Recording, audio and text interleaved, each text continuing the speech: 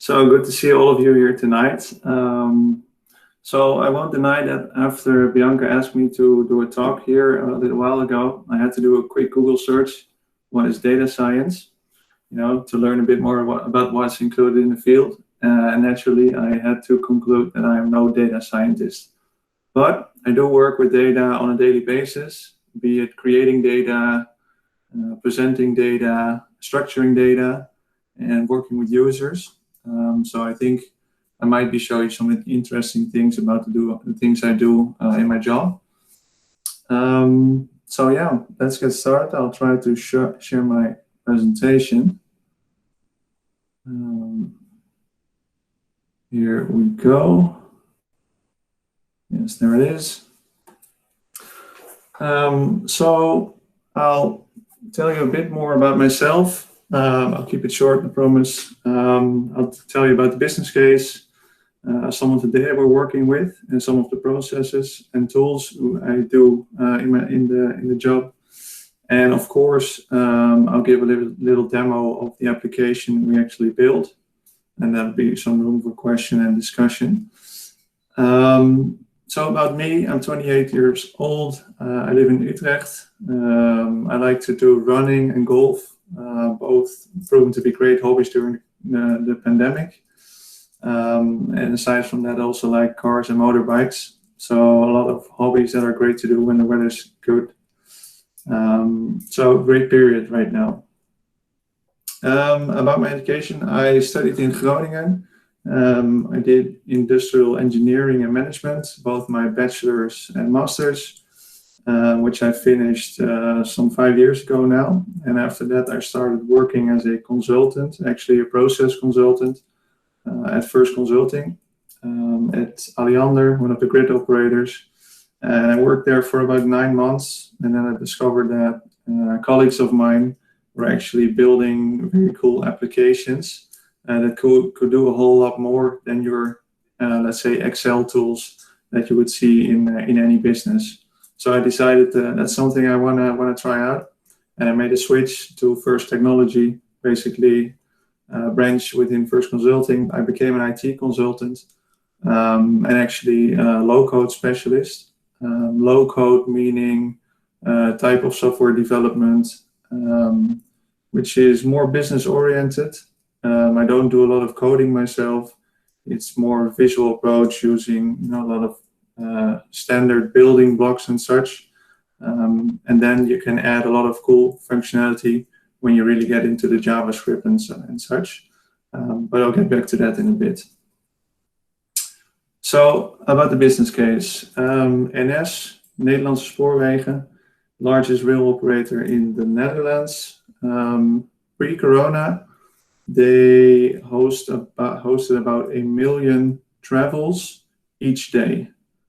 So you can imagine that's 500,000 people going to work and back home each day. So that's a lot of volume. And you can understand that disruptions can have a huge effect on many people. And these disruptions, they happen on a daily basis. They can be caused by maintenance, short-term maintenance, preferably during the night, but also maybe during the course of 3 weeks, so really extended periods. Extreme weather conditions, of course, snow, frost, maybe a lot of rain, wind, or very hot. All of these things can affect the rail network and cause disruptions. And of course, everyday accidents happen. So you actually see a picture of a trampoline, which is in the power supply. This actually happened and it caused quite a large disturbance. So these things all have to be managed. Naturally, this has a real technical side to managing these disturbances. The actual fixing of the tracks, repairing the trains, etc. But this application really focused on the customer side of things, which is basically 3 main things they want to offer, 3 main services. So the first one is information, such as the time schedule. People want to know when the trains will be riding again, or how much delay there is. People want to be informed. The second one is actually alternative transportation modes. Often these will be buses, could also be taxis or alternative trains maybe even. And these have to be ordered, and this process has to be organized. And thirdly, services, which is can include a lot of things. Could be offering a free cup of coffee to the passengers, opening up the catering stores at the train stations, opening up the toilets, which are usually paid for, etc. Anything to help the passengers. So in this whole process, a lot of parties are involved. The four main parties that we focused on is, first of all, the coordinators. These are actually the main users of the tool we build. And these are the people in control of organizing, coordinating this whole disturbance. So they have to really interpret a lot of data. They see a lot of data. They have to make quick decisions to get several processes running. Then there's the customer care. So these are basically anyone that's involved in supplying those services at the train stations. There's the tour operators. There are a few ones that are in contract with NS, and they will supply actually the touring cars for alternative transportation. And then there's the volunteers, which is basically a lot of people that work at NS or have worked there and have agreed to be a volunteer whenever disturbances occurred. So, for example, near their hometown or maybe near the place they work, they can be called upon whenever their assistance is required to assist passengers, for example. So this process requires a lot of data, a lot of different types, and I picked out the main ones. So obviously train stations, and there's quite a few ways to look at a train station, and all of this information is relevant in this process. So first of all, there's really the visual approach. How does this train station look? How much space is there? Can buses be parked there, etc., etc.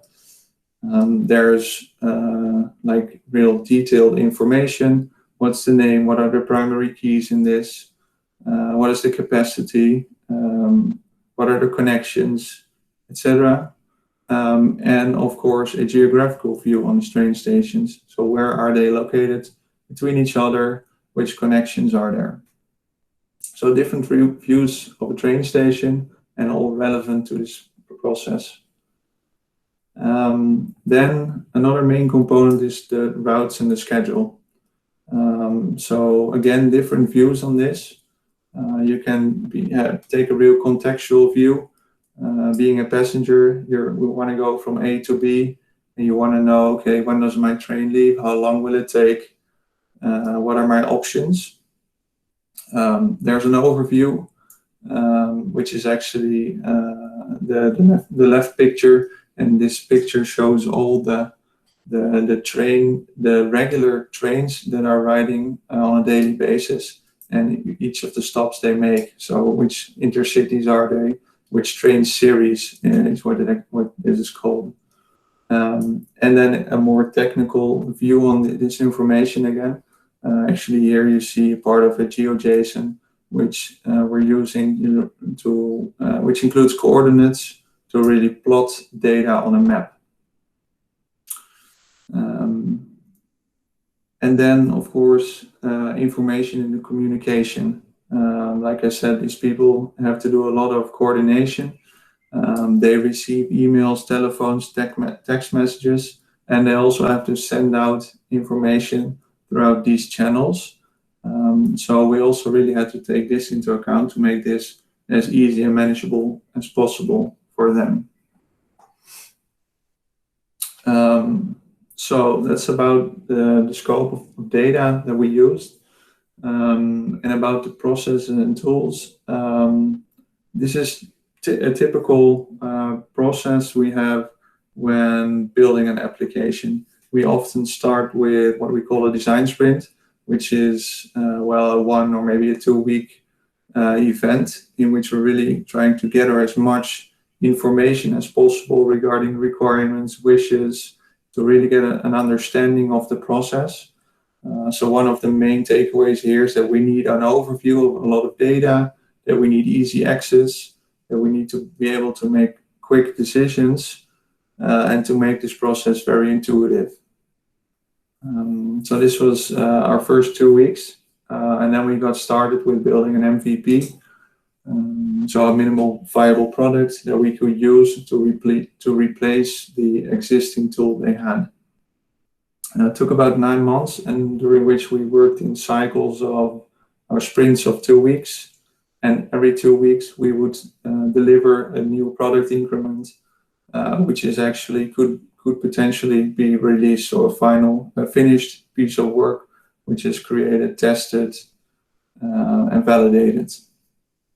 And after these 9 months, we started a period of, well, let's call it parallel testing, in which we used actual disturbances, and we used the old system and then put the new system beside it, and we really tried, okay, is this system actually doing what we think it does? Is it easier to work with?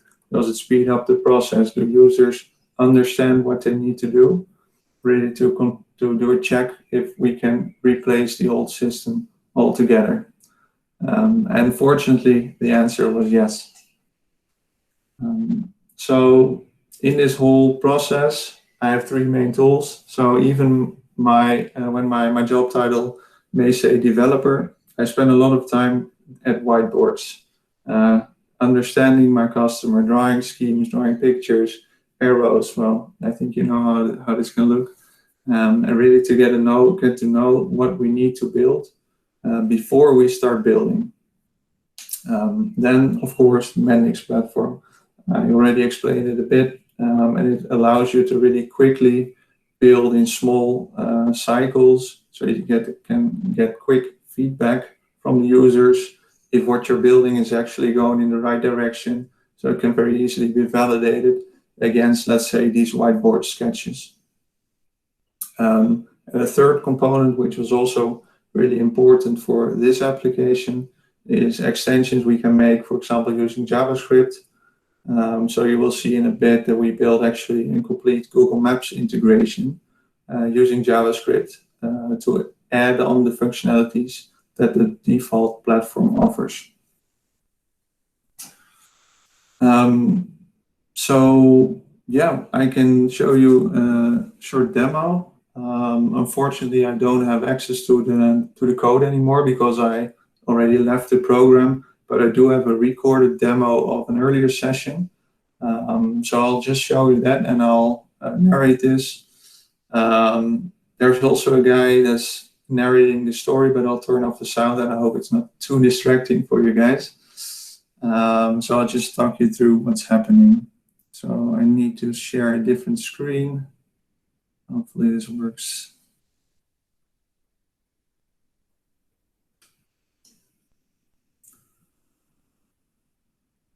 Yes, there we go. All right, so immediately you see that this is basically a Google Maps map with some other features shown on it. This is actually the application. It's a web application, and on this map you see these gray lines, and those are actually the real tracks that we have, that NS uses. At this point, there are no disturbances, and Arjen, who represents the coordinator in this scenario, is going to add a disturbance because he received a call or anything. He's going to enter some details about this disturbance, and very importantly, he's going to pick two train stations. So let's see, Alkmaar and Uitgeest is what he picks. He's going to save this disturbance, and you will see immediately a line appearing on the map, a red line that's indicating the disturbance.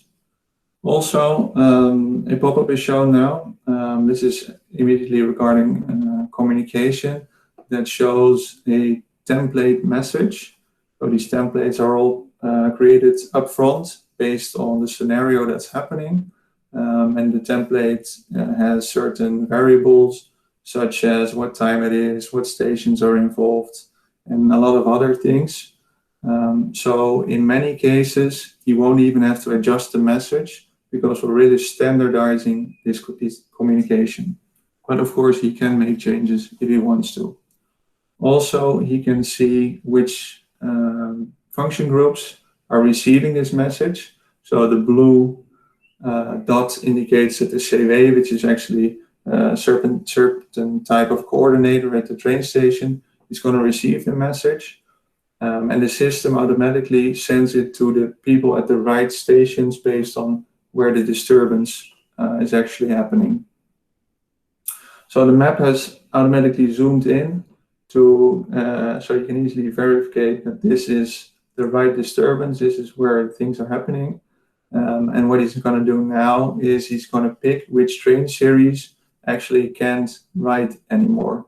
So these 4 series usually use this trajectory to move in various directions. And he's opted that none of them can ride anymore. So again, he's going to save this information. Again, a default template message pops up with all the people that he can address. He can check which stations the message will be sent to actually. And again, in many cases, he won't have to change anything. He can just send out the standardized message.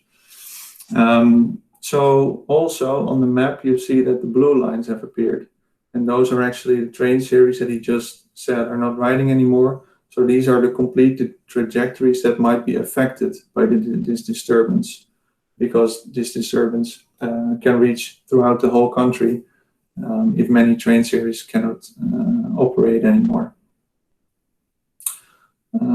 So next step in this process is that he's going to order for alternative transportation.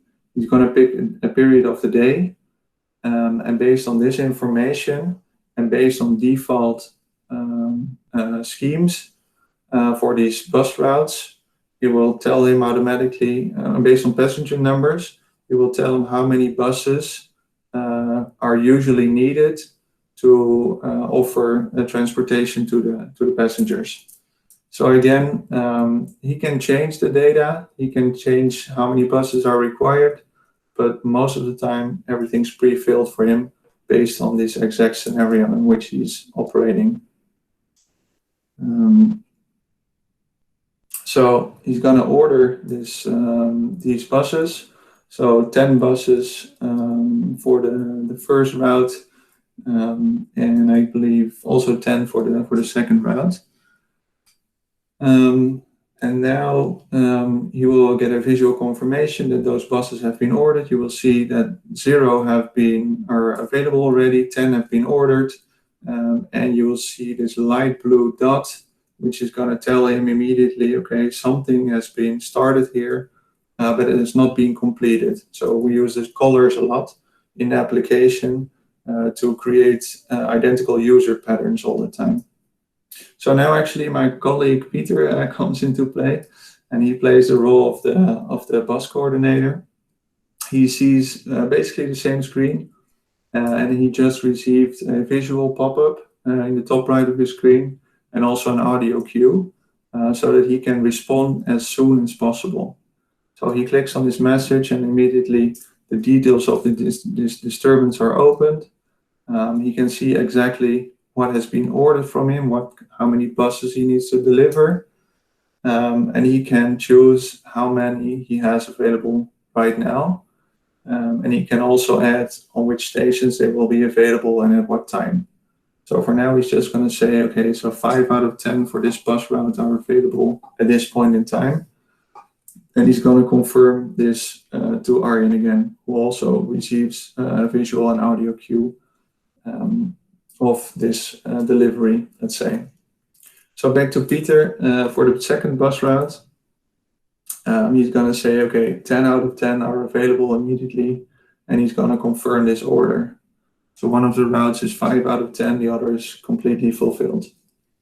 And again, he's going to send this information back to Arjen. So without refreshing his screen or anything, Arjen can see that the first route has been partially fulfilled, indicated by the dark blue dot, and the other is completely fulfilled, indicated by the green dot. Of course, green generally meaning good. And he knows, okay, I don't need to worry about this anymore. Everything's been arranged. So on to facilities. Arjen is now going to order some facilities, some catering, for example, at Alkmaar. So this list only includes a station where the disturbance has occurred, and no other stations, because there's of course a very large list. But if he wants to, he could offer orders things at a different train station. So again, very similar process, template messages, who are going to be addressed by this message. And he's now ordered facilities. So really only a few clicks required to initiate these processes. And now he's going to do the same for the Mol and the Vos, which are actually two types of volunteers. NS really likes to use animal names of 3 characters for many of their functions. So they get really creative with this. So now he's gonna request some volunteers at Alkmaar. He sees that based on general availability, 8 volunteers will be available, and he thinks he needs 5, again based on standard scenarios, and he's gonna send a message to these volunteers. So this message is actually sent to the volunteers in a text message. They will receive a text message with a link in it. And if they click this link, they will be brought to a mobile version of this application. And they can indicate, well, I won't be able to join. I will be able to join. I will be there in 10, 30, or 45 minutes, I think it was. And this information is sent back to Arjen again. And it will also be refreshed on his screen as soon as it's available. So we won't really have to search for it. So also throughout this process, some changes have happened on the map. Yellow lines have been drawn. These indicate the bus routes that have been ordered. Of course, these are not actually the highways that the buses ride, but they give a very good representation of the stations at which these buses will stop. And that was key in this feature, because that's the important information here. Also, near Alkmaar, 2 icons have been displayed on the map. One is the coffee sign, which is blue again, indicating, okay, I did an order, it's been taken into process, but it's not been fulfilled yet. Otherwise, it would have been green. And a people sign showing that, okay, I have requested my volunteers, but there are not yet 5 volunteers available at Alkmaar. Also, when these services are cancelled or are finished, no longer needed, they will turn red, indicating that this process has been stopped. So again, he can just focus on the things that are still happening.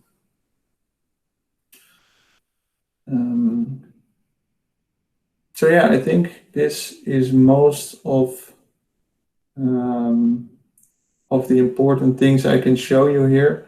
In a bit, I think right about here, yeah. So here Arjen has really zoomed out again, and you can see that more of the details, such as those icons, have disappeared to create an overview again of the whole situation, which is crucial whenever multiple disturbances are happening at once, which can quite often happen. So you can get an overview of everything that's happening. And of course, zooming back in will bring you back into the details. And clicking on any of these objects on the map, so the blue lines, the red lines, the markers, etc., will immediately bring you, for example, if you click on the person icon, it will bring you to the volunteer section of this disturbance. So everything to make his life as easy as possible to reduce the amount of clicks he has to do and to assist him in making quick decisions based on the data which he has. So that's all I can show you in this app. So let me quickly get back to the other presentation. Just to wrap things up. It's important whenever you're working with data, I think, to try to look at it from your user perspective. In my case, these were the users of the application. They can be the customers of your company.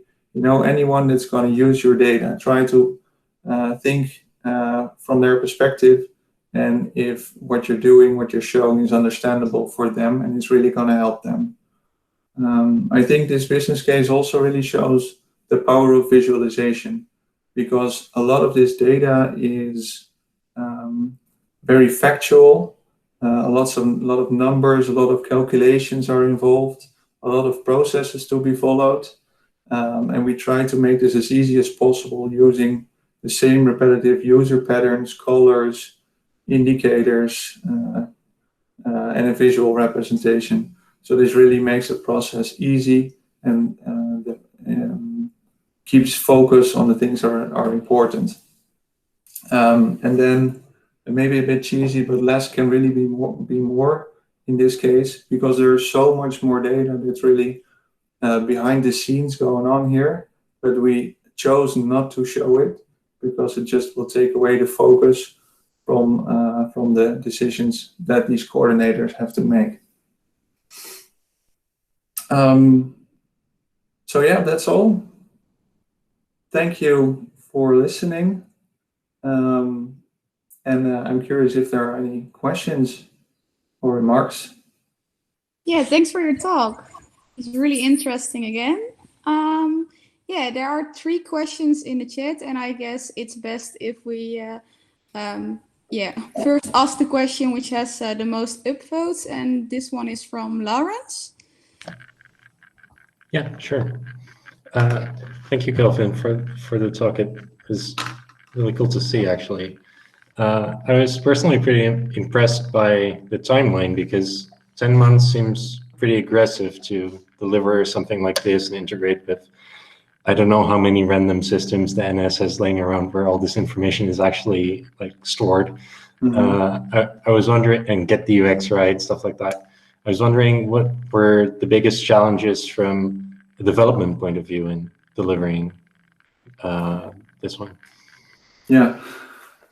So let's see. One important thing was to really get the process, to get the desired process clear. They were actually in the middle of reorganization. So some departments had to be merged, and some new roles were created in the process. So it was maybe not the best time to build such a new system, because many of the desired processes were not entirely clear. So this was quite challenging, because the wishes, the requirements changed quite a bit throughout the course of the development process. So that's always difficult, because at one hand you want to be very, very flexible. You don't want to think up everything a year in advance, but at the other side of the coin, you do need to know what's your point on the horizon, where you're going. You need to know what are the main principles around which we're going to build such a thing. So it was quite difficult. Another thing was actually acquiring all these flows of information throughout the various systems, because NS actually has a lot of data systems available, but not necessarily available to gather data from. So we had to go through quite a few hoops with the architecture board, etc., whether we could get permission for certain information, such as personal information, about the volunteers. who is working where was also an important thing, because what the app didn't show you, it showed you that at some point the message will be sent to a coordinator in Alkmaar, but after the message had been sent, you could actually see, okay, so this was actually Hans who received this message. So those were quite tricky things to build and required quite a lot of changes also from other departments.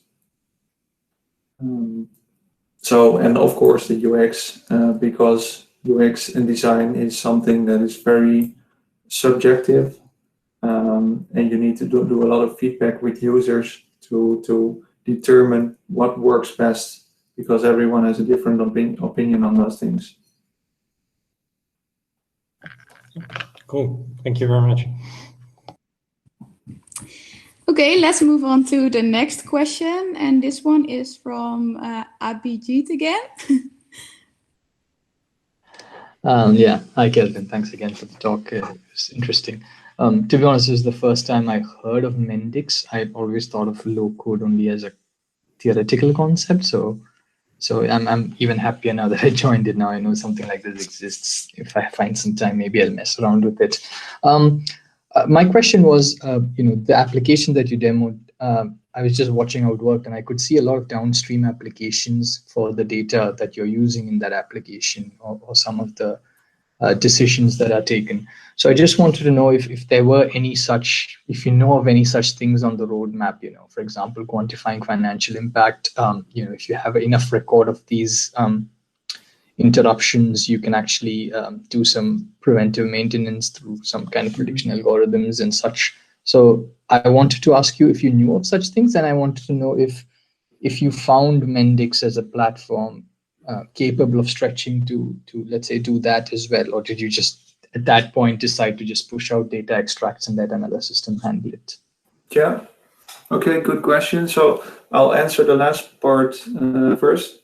So about the Mendix platform, and what it does really well is to connect systems. So it's really easy to connect with any type of, let's say, a REST API or SOAP or any other forms of gathering data.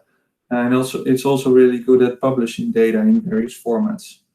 So in that sense, it's really easy to connect with other systems and to maybe gather data, enrich data, and send it through to other systems. So that works really well. Regarding the other systems that might benefit from this information or other analysis you could do, that's definitely something that would be possible. But many of those types of analysis are actually already done on the data that we receive. For example, how many disturbances are called in. That's something we don't generate. So, other systems can plug into the original source of this data. Something we did facilitate is to actually evaluate these disruptions, to get a human bit of information here. How well was it ordered? Was everything coordinated? How did the travelers perceive our service? Such kind of inquiries. And this data is actually stored and reported to improve upon the process each year. Yeah. Sure, thanks. Perfect. And the last question is from Rob. Shall I read it out loud, Rob? Or Yeah, I can do it myself. Yeah, so I can imagine that a system such as this one has very defined peak moments. For example, during winter when all of a sudden all railway networks are down. How did that impact your design and solution? Or did it impact the solution at all? Yeah, it definitely did, because not so much peak times, because one of the main causes of disturbances are actually the regular accidents, let's call it like that. So those are pretty evenly spread throughout the year. Of course, weather conditions can improve the likelihood of such events, but they actually happen continuously. But still, this is a 24/7 application, so it has to be available at any point in time, any day, any hour, because trains are moving, are always moving. And to cater for this, we actually did two things. One, we made our application fully scalable in the term of, well, I would say hardware, but servers, cloud, computing, etc. Traditional hardware, but yeah, so it's fully scalable. It can scale up to multiple instances, so it can really handle any, well, not any load, but it can turn on a very low and an efficient way whenever there's few users, and it can quickly scale up whenever a lot of power is asked by the system. So that's one part, and the other is availability. So actually the application runs on 2 different servers, and 2 different databases are run at each point. So I believe our main server was the Amazon services based in Amsterdam. And if this would fail at any point in time, we had a scenario where we could switch to, I believe, Dublin servers within 10 minutes to really minimize the downtime of the system and reduce data loss. If you'd ask me, those services, those events are so unlikely that I don't think we had to cater for them. But these were really defined by NS, by the architecture principles, as we had to have these things. You should probably knock on wood now. Yeah. To mitigate future failure. All right, cool, thanks.